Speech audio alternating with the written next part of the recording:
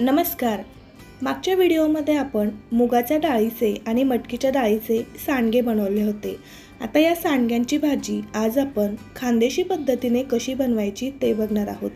चवीला अप्रतिम आहे, करायला एकदम सोपी आहे. सुरुवात करूया. तर इथे मी बघा एका प्लेटमध्ये 1 इंच आलं, 7 ते 8 लसूण पाकळ्या आणि अर्धी वाटी भाजलेले शेंगदाणे घेतले. आता हे सर्व साहित्य मिक्सरच्या भांड्यामध्ये घालायचं. यामध्ये थोडंसं पाणी टाकून वाटण तयार करायचं. आता कढईमध्ये 1 चमचा तेल घालायचं आणि आपण जे सांडगे बनवले होते ते 1 वाटी घातलेले आहेत. 1 वाटी सांडगे 4 ते 5 जणांना भाजी होईल एवढ्या प्रमाणामध्ये मी घेतलेले आहेत. हे सांडगे आपण चांगले तेलामध्ये भाजून घ्यायचे. सांडगे भाजून झाले एका प्लेटमध्ये काढून घ्यायचे. सांडगे भाजल्यामुळे ते लवकर शिजतात आणि आतून छान खुसखुशीत होतात आणि चवीला सुद्धा चांगले लागतात. आता यामध्येच 1 चमचा तेल घातलं, जिरं घातलं आणि असा लांब कापलेला कांदा घातला. या भाजीमध्ये कांद्याची टेस्ट खूप अप्रतिम लागते, त्यामुळे यामध्ये कांदा अवश्य घाला. कांदा परतताना तो खूप जास्त लाल नाही, असा गुलाबी रंगावरच परतायचा. त्यानंतर 1 चमचा लाल मिरची पावडर, अर्धा चमचा गरम मसाला, 1 चमचा कांदा लसूण मसाला आणि पाव टीस्पून हळद घालायची आणि हे मसाले आपण एक 10 ते 12 सेकंद कांद्यासोबत चांगले परतून घेऊ, म्हणजे मसाल्यांचा कच्चेपणा पूर्णपणे निघून जाईल. आता यामध्ये आपण शेंगदाणे, आलं, लसूण याचं जे वाटण तयार केलेलं आहे ते घालायचं आणि 2 ते 3 मिनिटं तेलामध्ये चांगलं परतून घ्यायचं. काही भागामध्ये या भाजीला कांदा वडा असं सुद्धा म्हटलं जातं. यामध्ये कांद्याचा वापर जास्त केला जातो, त्यामुळे कांदा वडा असं सुद्धा या भाजीला म्हटलं जातं.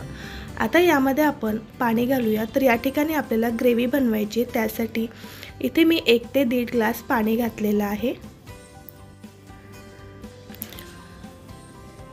ग्रेव्ही आपल्याला कितपत घट्ट किंवा पातळ हवी त्या अंदाजाने पाणी घालायचं. चवीनुसार मीठ घालायचं, व्यवस्थित मिक्स करायचं आणि याला चांगली उकळी येऊ द्यायची. तर या ठिकाणी बघा या ग्रेव्हीला छान अशी उकळी आलेली आहे, मस्त कलर आलेला आहे. याला व्यवस्थित आपण मिक्स करून घेऊया आणि आता यामध्ये आपल्याला जे फ्राय करून घेतलेले सांडगे होते ते घालायचे.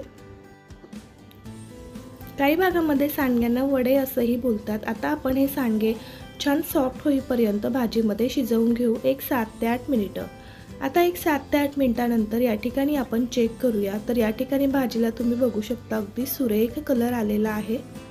याला आपण सगळीकडून चांगलं मिक्स करून घेऊया. यातले सांडगेसुद्धा आपले अगदी छान सॉफ्ट असे शिजलेले आहेत. तर या ठिकाणी आपली मस्त चमचमीत गावरान पद्धतीची सांडग्यांची भाजी या ठिकाणी तयार झालेली आहे. आता सर्वात शेवटी घालूया बारीक चिरलेली कोथिंबीर घालून यामध्ये चांगलं मिक्स करायचं.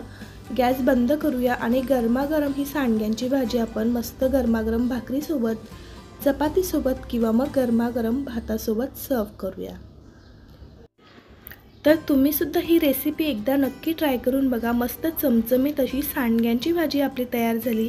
घरात भाजीला काही नाही, आयत्या वेळी अगदी मस्त चमचमीत भाजी आपण बनवू शकतो.